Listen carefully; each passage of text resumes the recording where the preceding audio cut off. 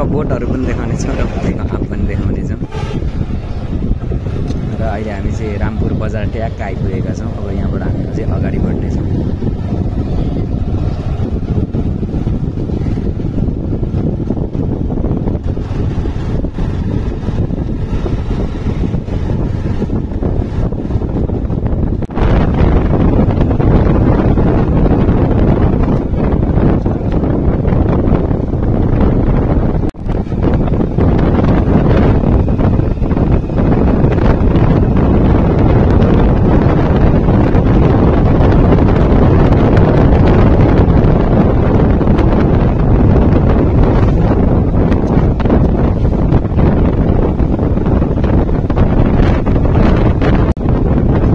हजुरहरूले देखिरहनु भएको दृश्य लाल बजार पनि एकदमै राम्रो बजार छ। हजुरहरू पनि भ्रमण गर्नु यो बाटो गाह्रो लागेको थियो, अहिले कालो बजार छ, खुसी लागेको छ।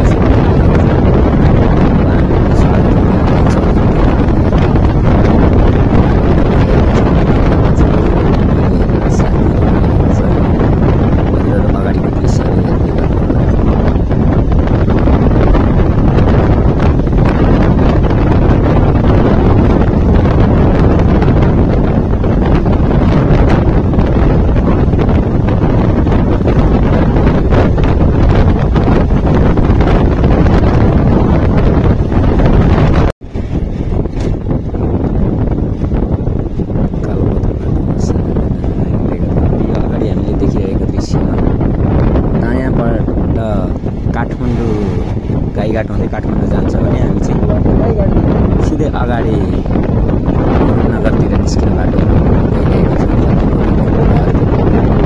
अगाडिको दृश्यहरू अझै साथ दिइरहनुहुन्छ भन्ने आशा गरेका छौँ।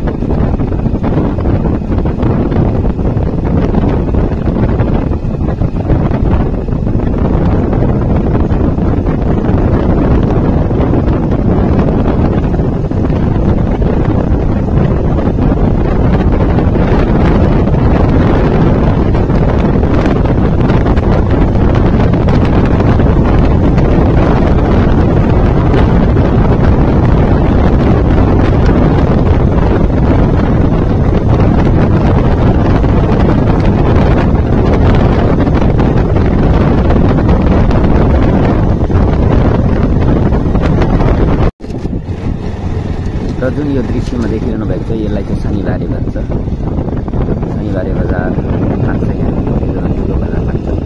हजुरहरू पनि एकचोटि यहाँको बजार गर्न आउनुहुन्छ। अब हामी पनि अगाडि बढिरहेका छौँ।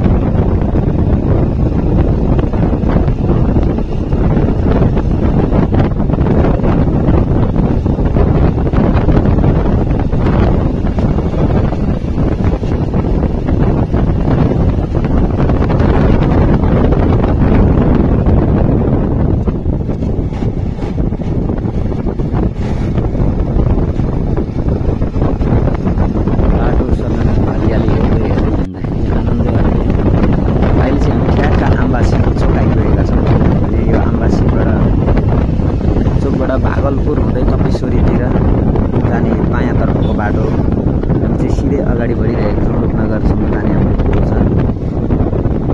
त्यही भएर अगाडिको दृश्यहरू अझै अगाडि हेरेर साथ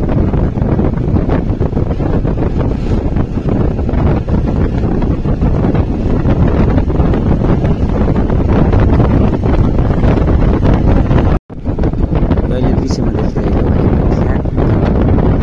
उदयपुर जिल्ला हो। अब हामी यहाँबाट अझै अगाडि जाँदैछौँ। त्रियुगा नदी आइपुग्यो ठ्याक्क। त्रियुगा नदी भनेको उदयपुर र सप्तरी जिल्लालाई जोड्ने। अब हामी त्रियुगा नदीबाट सप्तरी तर्फ लाग्दैछौँ। एकदमै राम्रो शान्त वातावरण एकदम ठुलो स्थान छ। सबैजना एकचोटि भिजिट गर्नु होला भन्न चाहन्छु। अब यो पुल सक्ने बित्तिकै खित्रिकै फतेपुर आइगयो। फतेपुर बजार पनि एकदमै राम्रो छ। अगाडिको दृश्यमा हेर्दैछौँ कस्तो रहेछ फतेपुर बजार।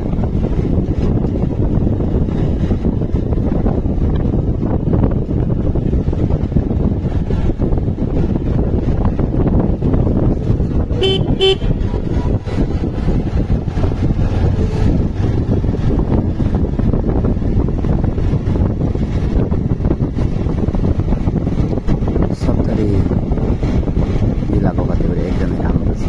एकदम बाटो बस्ती एकदमै भिडभाड हुने बजार। यो दायाँतर्फको बाटो बस पार्क जान्छ। बस पार्कको बाटो हुँदै फेरि चौदण्डी गढी माथि बेलटारसम्म नै जान्छ। हामी चाहिँ अगाडि नै बढिरहेका छौँ। नगरबाट आँप बोकेरै आउने भन्ने प्लानमा हिँडेका छौँ।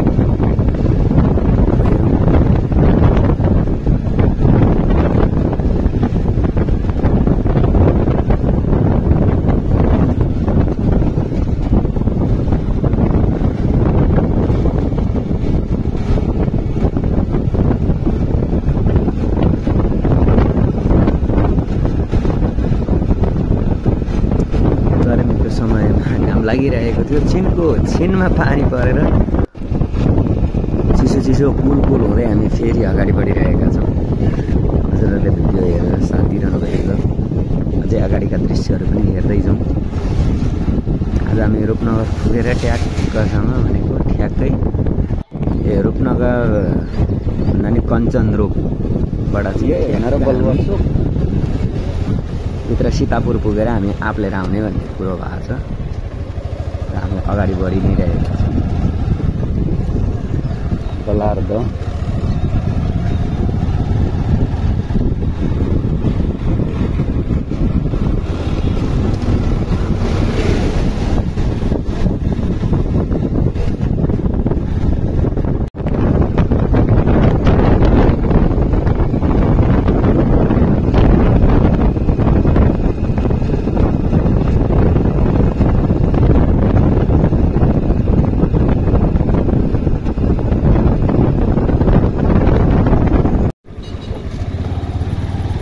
यहाँबाट चाहिँ सीतापुरभित्र गाउँतिर लागिरहेका छौँ। हामी आज आँप बारीमै गएर टिपेर आँप हान्यो, आँप टिपेर लिएर आउने भनेर हिँडेका छौँ। अगाडिको दृश्यहरू हेर्दै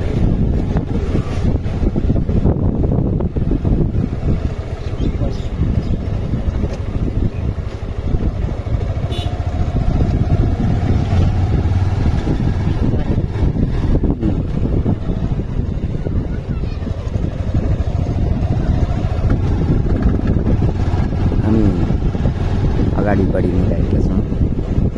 यहाँ देख्न सक्नुहुन्छ दायाँ बायाँमा पनि विभिन्न रुखहरू छन्।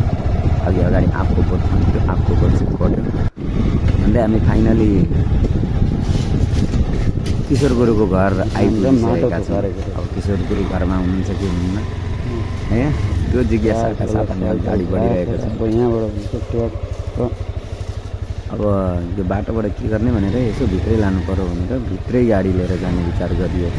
ट्याक्क लिएर गएर भित्र आँगनमा ट्याक्क रोक्यो। यसो रोकिसके पछाडि यसो दायाँ बायाँ हेरेको, गुरुलाई देखिनँ। गुरु कता जानुभएछ भनेर एकछिन पर्खेपछि ठ्याक्क गुरु आउनुभयो। गुरु आए पछाडि गुरुसँग मिठो गफ गर्ने। अब हामी अगाडिको दृश्य देखाउँछौँ भनेर यहाँबाट हामी आँपको बगान छ, हाम्रो किशोर गुरुको बगान हो यो हैन। गुरु पनि अगाडि देखिएका सबै आँपकै रुख मात्रै हो नि, यता देखिएका यी जङ्गलहरू सबै आँपकै मात्र बोट छन्। हेर्न सक्नुहुन्छ। आँप पनि पत्ता भन्दा धेरै त आँपै फलिरहेको छ नि, यहाँ अलिक देखिएको छैन क्यामेराले गर्दा। भन्दा धेरै त आँपै मात्र छ हजुरहरूले। अनि हामी चाहिँ फाइनली आँप भएका ठाउँमा आइपुगिसकेका छौँ। ए अब उता मेरो दाइ चाहिँ हामी पनि हेर्ने भनेर दाइ र म हेर्दैछौँ।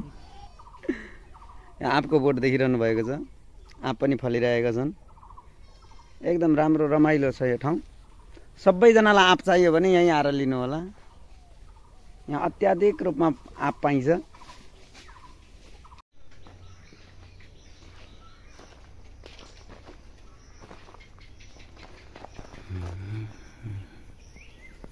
फाइनली हामीले चाहिँ यो आँप बाँधिसकेका छौँ। अब हामी निस्किन आँट्दैछौँ। गुरुले सघाइरहनु भएको छ यो आँप बाँध्नलाई।